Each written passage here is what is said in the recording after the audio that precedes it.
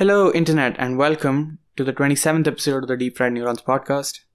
I think there's going to be a little repetition in this episode, but this is not my niche. I know it's not, and I know if you don't give a fuck about it or not, but it is genuinely interesting to me to talk about this. So let's just cue the fucking...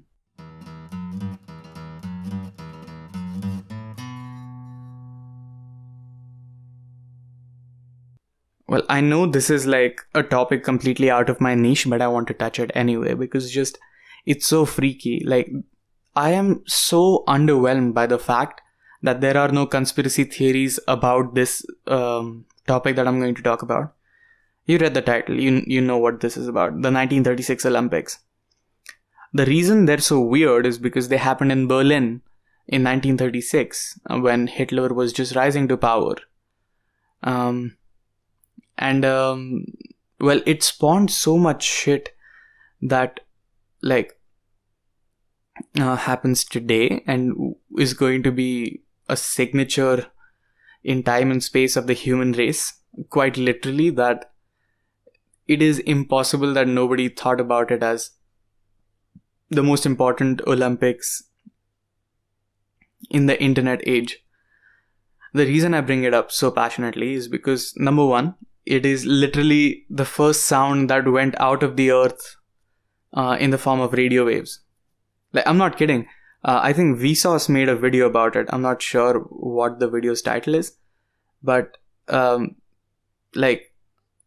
messages broadcasted on the radio were the first ones with a frequency that was high enough to transcend the space on the earth and leave and go to space and travel further.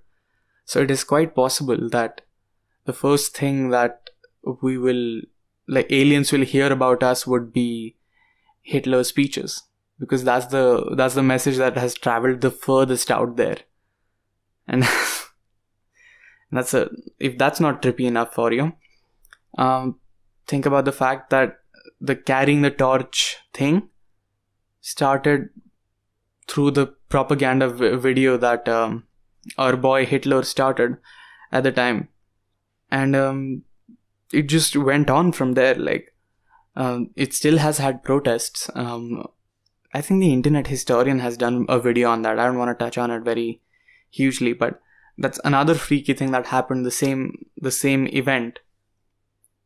And then there's the fact that the entire Nazi regime did not crumble after the Olympics, because,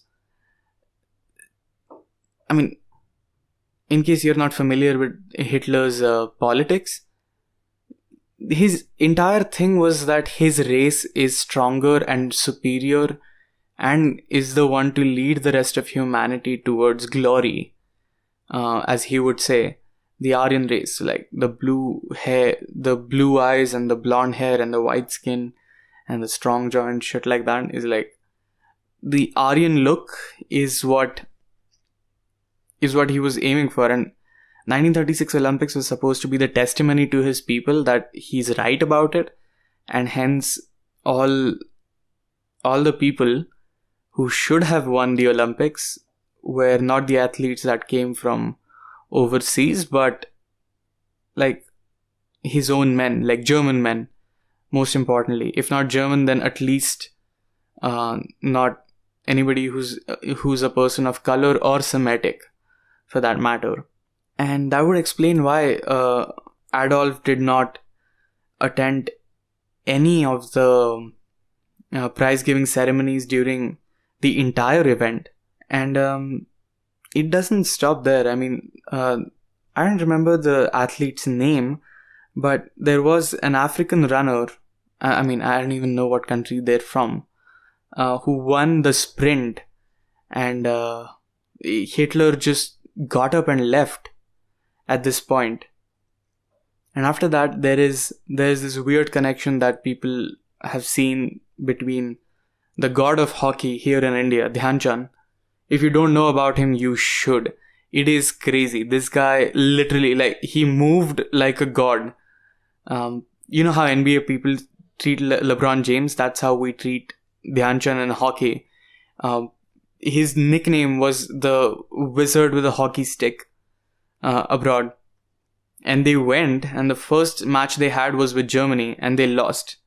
They lost quite bad. I think it was 4-1 or something like that. And Dhyan Chand took this very personally. He was a Lance Nayak in the British Raj India's military at the time. And he played hockey because he can play hockey.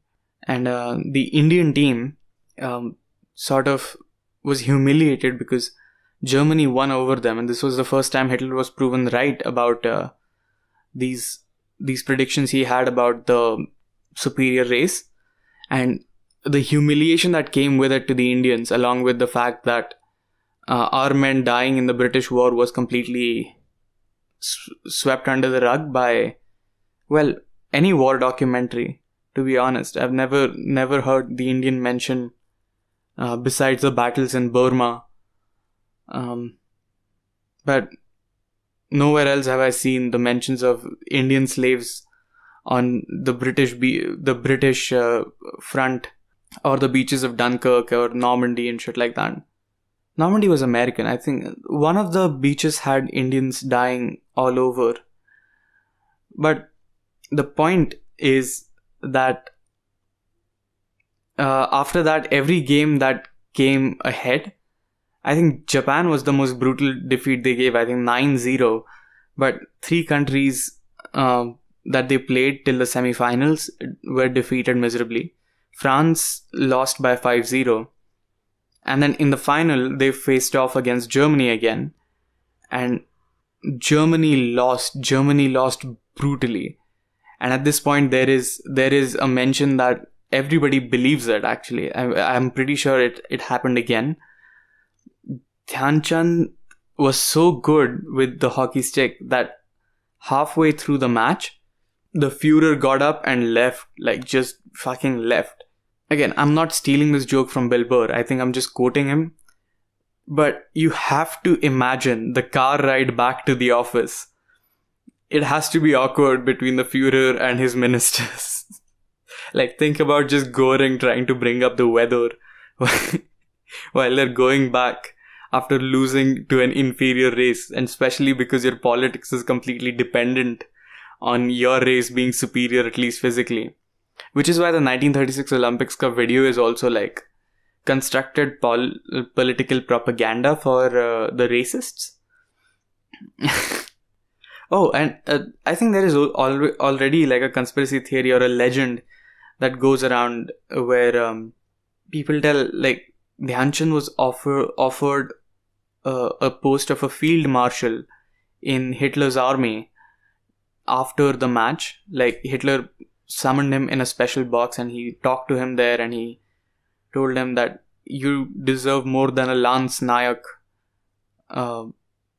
and you should probably be a part of the German forces during the war that is to come. I forget that there was no war at the time. But he was basically offered to be a field marshal at the time, which was a big deal. Field marshal gets a very handsome salary. But it's just a legend. It's not confirmed. Dhyan Chand's own autobiography never confirms meeting Hitler. He did meet Goring though, and he has an autograph from the man. I don't know why, but he does. I think the politicians then used to do that. And plus, he was in Germany, like Hitler's Germany. I'm pretty sure you take it. Like, that's like going to North Korea today. But I have no idea why there are no conspiracy theories about the 1936 Olympics. I mean, biggest propaganda that started an actual tradition that is continued to today's Olympics, which is cursed, by the way. Like, Internet Historian's video, I have linked it down in the description. It is brilliant. The first message we ever sent into space, potentially. Hitler's racist beliefs being shattered, absolutely shattered, right in front of his eyes. And the fact, I think I read it somewhere that, like, people don't count the 1936 Olympics that ever happened, apparently, because of tensions or whatever. I don't think that is true. Let me check. I don't think that is real. Okay, I know this episode is a little strung loosely, But this is the best I've got. I'm traveling this week again. You have no idea how exhausted I am going to be by the end of this week. And I still have to like clean out the audio, like take out the noise from the background and give you the entire thing unedited. Sorry, let me complain a little. Okay, let me fill up the time. Like, now I've complained too much. Okay, let's just go to the outro. Goodbye. Well, hope you enjoyed my little collection of facts. That's all that is, really. And I hope to see you next week. If you're new to my YouTube channel, please subscribe. If you're listening to this on Anchor or Apple or Spotify or one of those podcast places, thank you for tuning in. Hope to see you next week. Please follow us or whatever, and keep listening, I guess. I have a Patreon. I've linked it in the description. Please find it. Please support us there. We need you. And thank you for tuning in. Goodbye.